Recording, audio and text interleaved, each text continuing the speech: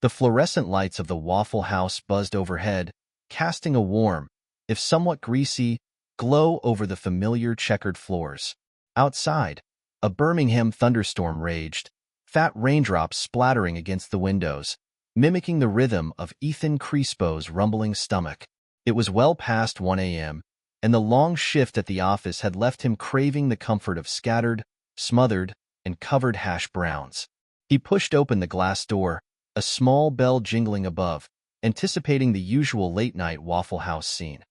A mix of weary travelers, night owls, and the occasional eccentric. What he found instead was a scene bordering on chaos. The rain was relentless, a typical Alabama downpour that turned the streets into miniature rivers. Ethan had splashed through puddles to get here, the wind whipping his umbrella inside out. He'd half expected the Waffle House to be empty, a quiet refuge from the storm. Birmingham, a city built on steel and grit, often felt subdued late at night, its energy reserved for the daylight hours. He knew this Waffle House well. It was a fixture, a beacon of greasy goodness in a city that prided itself on its southern hospitality, even at this ungodly hour. He'd come here countless times after late nights, after concerts, after heartbreaks. The familiar scent of coffee and sizzling bacon usually soothed him, but tonight, something felt distinctly off-key. It wasn't just the storm. It was something in the air, a palpable tension that crackled like static electricity. Ethan was a creature of habit, a man who found comfort in routine. Tonight, the routine was broken. He wasn't a hero, not by any stretch of the imagination. He was just a tired office worker, craving carbs and caffeine. He wasn't looking for drama, for a crisis, for anything other than a quiet booth and a plate of food. But as he stepped inside, he knew his usual late-night ritual was about to be drastically altered. His stomach growled, a low rumble that was quickly drowned out by the cacophony inside. He scanned the room, his eyes adjusting to the bright light after the darkness outside. He was expecting a wait, maybe a short line, but the sheer volume of people packed into the small restaurant was surprising, even for a Saturday night. A knot of unease began to form in his chest. He hoped for a quick in and out, a brief respite from the storm and the fatigue that clung to him like a second skin. He envisioned himself sliding into a booth, the vinyl cool against his damp clothes, the waitress greeting him with a weary but familiar smile. He pictured the steam rising from a hot cup of coffee, the satisfying sizzle of his order hitting the griddle. But the reality that greeted him was far removed from his expectations.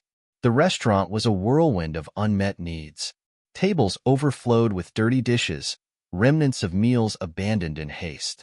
Customers, a mix of families, couples, and solitary diners, shifted impatiently in their booths, their faces etched with a mixture of hunger and frustration. The air was thick with the smell of burnt coffee and the murmur of discontent.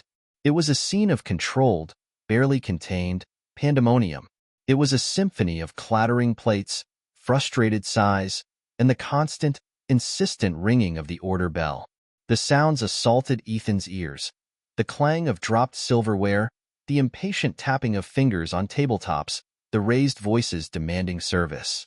It was a jarring contrast to the quiet solitude he'd craved. He could almost feel the collective anxiety of the room, a palpable wave of hunger and impatience. It was the kind of atmosphere that could quickly turn sour, where a simple request for more ketchup could escalate into a full-blown argument. And then he saw him. Behind the counter, amidst the chaos, stood a single, solitary figure. A young man, barely out of his teens, with wide, frightened eyes. His name tag, hastily scrawled in black marker, read Ben. He was pale, his Waffle House uniform shirt rumpled and stained, clinging to his thin frame. He looked like a deer caught in the headlights, overwhelmed and utterly alone. He was a boy desperately trying to hold back a tidal wave with a teaspoon. The uniform, usually a symbol of order and efficiency, looked like a costume on Ben, too big and ill-fitting. The name tag, usually a welcoming gesture, seemed like a target, a beacon highlighting his vulnerability. It was a stark reminder of the immense responsibility that had been thrust upon him. Ben's hands trembled as he tried to juggle multiple tasks, pouring coffee that sloshed over the rims of mugs, flipping hash browns that threatened to burn, taking orders from increasingly irate customers. He moved with a frantic energy, a desperate attempt to keep up with the impossible demands. He was a one-man band trying to play an entire orchestra, and the music was rapidly falling apart. He was clearly drowning, gasping for air in a sea of hungry patrons. There were a few familiar faces. Mrs. Henderson, always order the same, 2 eggs over easy, bacon, grits, and a glass of orange juice. The old couple that came every Saturday night sat quietly at their corner booth, played card games. Inside Ben's head, a storm raged even fiercer than the one outside. He replayed the last hour in his mind, a blur of frantic activity. He'd arrived for his shift to find a note taped to the cash register. "Sorry, Ben. Emergency. You got this. Mark." Mark, the evening manager, was gone. So were the other 2 waitresses scheduled for the night. No explanation, no warning, just gone. He tried calling them, his manager, anyone, but his phone was dead, the battery drained from a long day. He was stranded, a captain alone on a sinking ship. He had fleeting thoughts that played back. Panic clawed at his throat. He felt a cold sweat break out on his forehead, his heart hammering against his ribs like a trapped bird. Each new order felt like another weight added to his shoulders, crushing him under the pressure. He imagined the customers' eyes on him, judging him, blaming him. He wanted to disappear, to run away, to escape the overwhelming feeling of helplessness. He felt utterly and completely alone. For a fleeting moment, Ben's eyes met Ethan's across the crowded room. It was a brief connection, a silent exchange that transcended the noise and chaos. In that instant, Ethan saw the raw fear, the utter desperation in Ben's gaze. It was a look that pleaded for help, a silent cry for rescue. And in that same moment, something shifted within Ethan. He felt a surge of empathy, a powerful urge to do something, anything, to alleviate the young man's distress. It wasn't a conscious decision, not a logical calculation, but a visceral reaction, a gut feeling that he couldn't ignore. He didn't know what he could do, but he knew he couldn't just stand there and watch. The knot of unease in his chest tightened, but now it was mixed with a flicker of something else, determination. A man, seemingly in his late 40s, rose from a booth near the window. He wasn't imposing, but he had a presence, a quiet strength that radiated from him. He wore a simple, worn-out denim shirt and jeans, the clothes of a man who worked with his hands. His hair was starting to gray at the temples, and his face was lined with the kind of wrinkles that came from years of laughter and hard work. There was a calmness in his eyes, a steady gaze that contrasted sharply with the frantic energy of the room. His name tag would have likely read Alex, if anyone were wearing name tags other than the overwhelmed Ben. He moved with a deliberate purpose, not rushing, but not wasting any time either. He approached the counter, his steps sure and steady, cutting through the chaos like a ship through a storm. He didn't shout, didn't demand attention, but simply waited for a brief lull in Ben's frantic activity.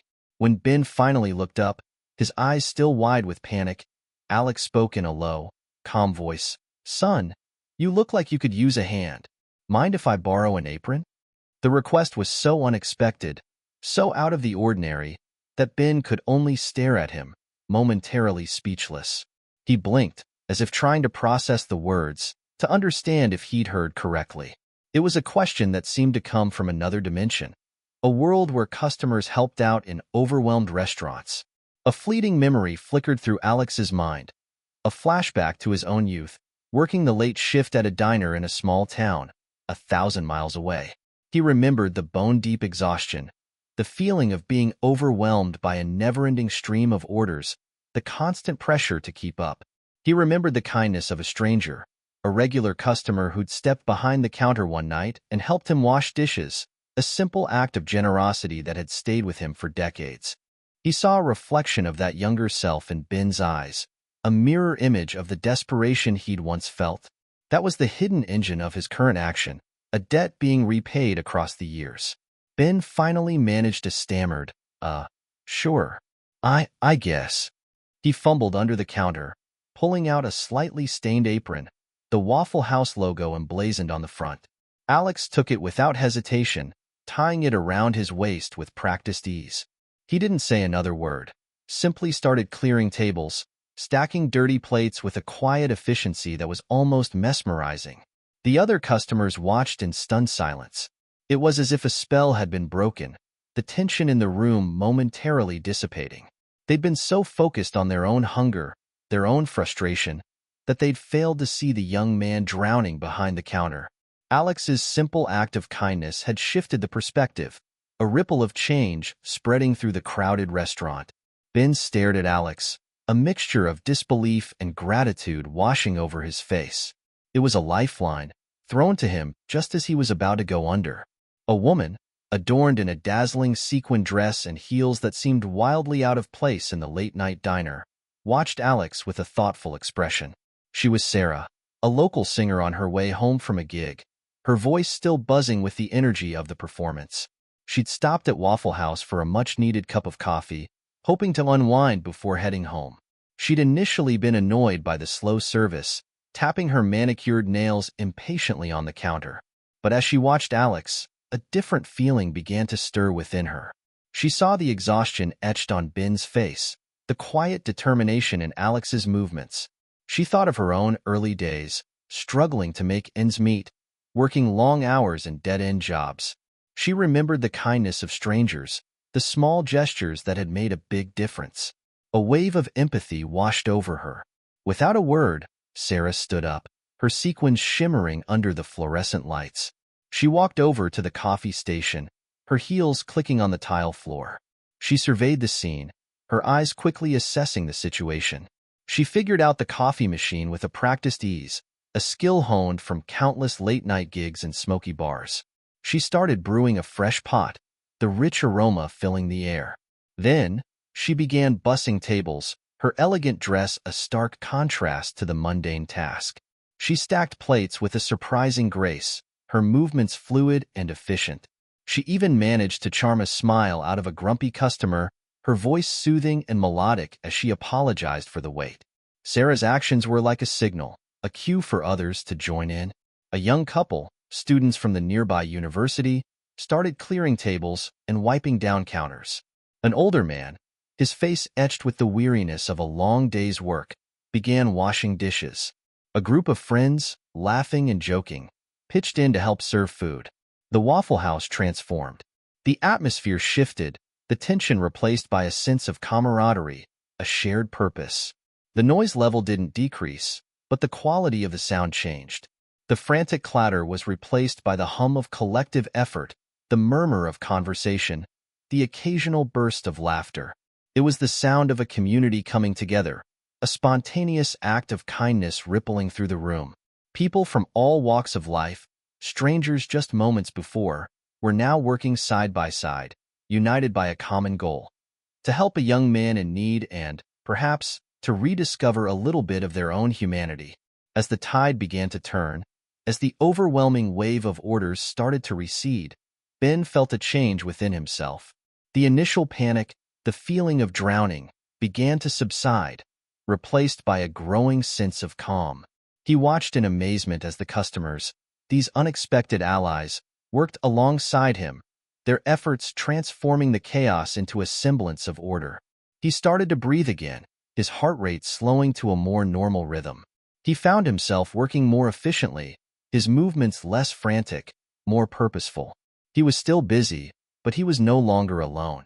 He was part of a team, a makeshift crew of volunteers who had stepped up to help him through the night. During a brief lull, Alex paused beside him, placing a hand on Ben's shoulder. "You're doing great, son," he said, his voice calm and reassuring. "Just take it one order at a time. We're here to help."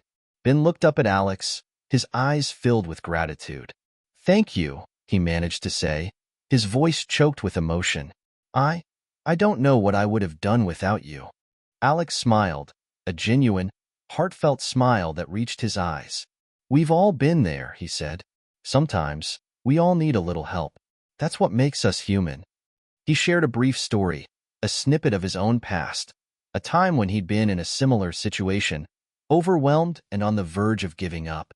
He spoke of the importance of perseverance, of the power of community, of the simple act of extending a helping hand. Ben listened intently, absorbing Alex's words like a sponge. He realized that he wasn't alone, that his struggles were not unique. He realized that even in the darkest of moments, there was always hope, always the possibility of kindness and connection. He felt a renewed sense of purpose, a determination to not only survive the night, but to learn from it, to grow from it. The last order, a man, Mr. Thompson, who used to visit the store every Saturday, ordered a simple set of meal. A sudden power outage plunged the Waffle House into darkness. It was a brief flicker, a momentary interruption, but it was enough to send a wave of panic through the room. The storm outside had intensified, the wind howling like a banshee, rattling the windows. For a moment, everyone froze, suspended in the darkness. Then, a collective gasp, followed by a flurry of activity. Cell phones emerged, their screens casting an eerie glow, illuminating the faces of the customers and the makeshift crew. Ben, despite the initial jolt of fear, reacted quickly. He knew the layout of the Waffle House like the back of his hand. He navigated through the darkness, his steps sure and confident. He found the emergency flashlight, its beam cutting through the gloom. Alex, Sarah, and the others quickly regrouped. They worked together, calming the remaining customers, assuring them that everything was under control. They used the flashlights on their phones to illuminate the kitchen, allowing Ben to finish preparing the last few orders. It was a tense few minutes, a test of their collective resilience. But they worked together, seamlessly, efficiently, their movements coordinated by a shared understanding. They had faced a crisis, a small but significant challenge, and they had overcome it together. When the power finally flickered back on, a collective cheer erupted from the room. It was a moment of triumph, a shared victory over adversity.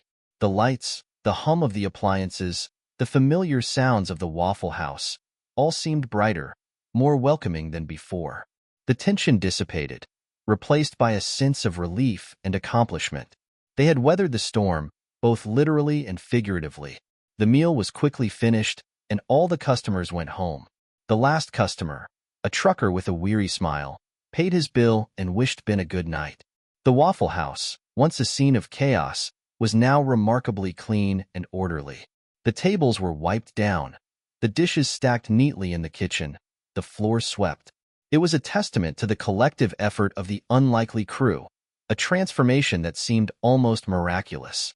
Ben, Alex, Sarah, and Ethan, along with a couple of other customers who had stayed behind to help, found themselves sitting together at a corner booth.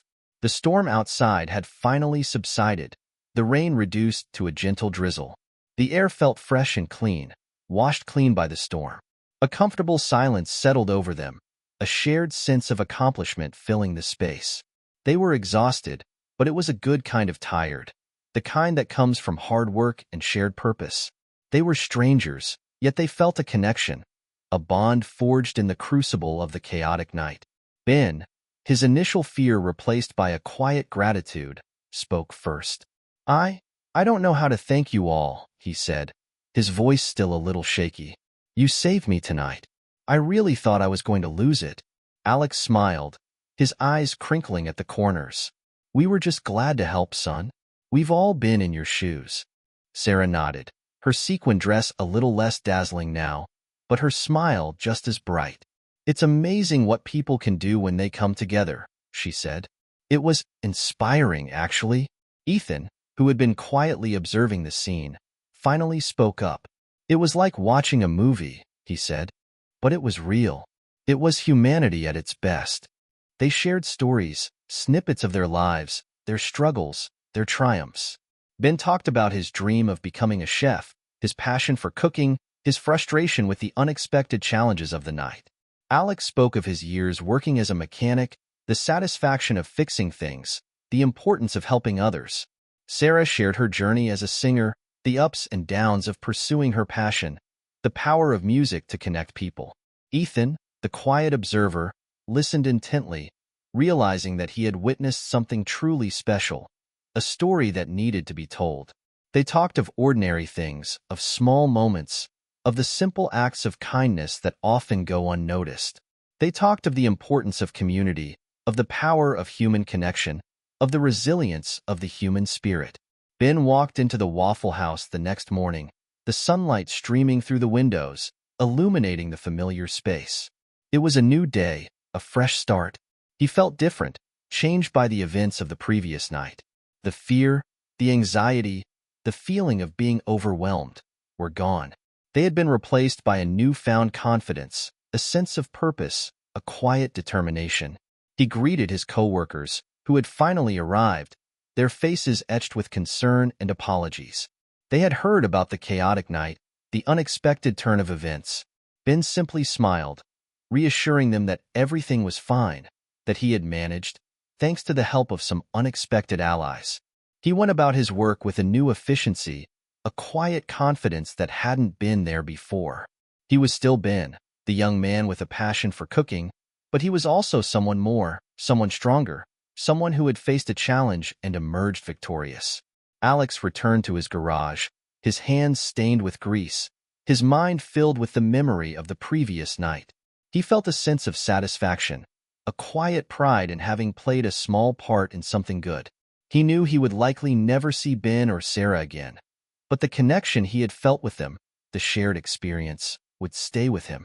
Sarah went back to her music, her voice filled with a new depth of emotion, a richer understanding of the human experience. She wrote a song about the night at the Waffle House, a ballad about kindness, community, and the unexpected heroes who emerge in times of need. Ethan, sitting at his computer, began to write. He wrote about the chaotic night, the overwhelmed young man, the unexpected acts of kindness, the transformation of the Waffle House. He wrote about the power of community, the resilience of the human spirit, the simple beauty of human connection. He wrote the story of Ben, Alex, Sarah, and the others who had stepped up to help, a story that he felt compelled to share with the world. After Ethan posted this story, it went viral. The local news, the national media, all picked up on the story, reporting the inspiring event. There was a small ceremony at the Waffle House. Ben, Alex, Sarah, and some others were presented small tokens for their deeds. The story of the Waffle House in Birmingham became more than just a local news item. It became a symbol, a reminder that even in the midst of chaos and uncertainty, there is always the possibility of kindness, of connection, of hope. It was a story that resonated with people across the country, across the world. It wasn't just about a restaurant, or a storm, or a group of strangers. It was about something larger, something more profound. It was about the inherent goodness of humanity, the willingness to help others, the power of community to overcome adversity. It was a reminder that we are all connected, that we all have the capacity for kindness, that even the smallest acts of generosity can make a big difference. It was a call to action, an invitation to look for opportunities to help others, to build community, to make the world a little bit brighter, one Waffle House at a time. Kindness is a language which the deaf can hear and the blind can see. Mark Twain. The quote was shared widely, along with the story, resonating across all the corners of internet. The best portion of a good man's life is his little, nameless, unremembered acts of kindness and of love. William Wordsworth. These are some of the small acts of good deeds that made the world brighter. And so, the story of the Waffle House in Birmingham lived on, a testament to the enduring power of the human spirit, a beacon of hope in a world that often feels too dark, too divided, too disconnected. It was a story that reminded us that, even in the most unexpected places, at the most unexpected times, we can find the best of ourselves and the best of humanity.